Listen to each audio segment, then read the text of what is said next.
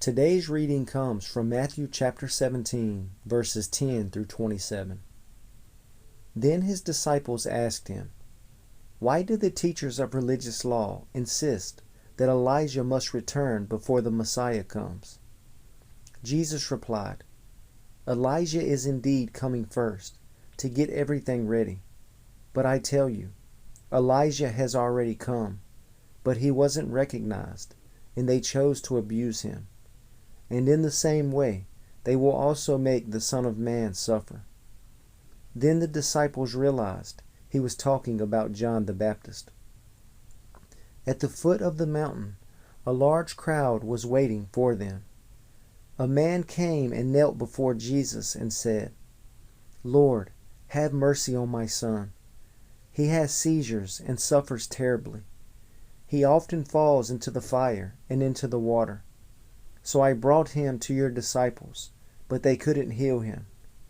Jesus said, "You faithless and corrupt people, how long must I be with you? How long must I put up with you? Bring the boy here to me." Then Jesus rebuked the demon in the boy, and it left him. From that moment the boy was well. Afterward the disciples asked Jesus privately, "Why couldn't we cast out that demon?" "You don't have enough faith," Jesus told them. "I tell you the truth. If you had faith even as small as a mustard seed, you could say to this mountain, 'Move from here to there,' and it would move. Nothing would be impossible." After they gathered again in Galilee, Jesus told them, "The Son of Man is going to be betrayed into the hands of his enemies. He will be killed, but on the third day he will be raised from the dead." And the disciples were filled with grief.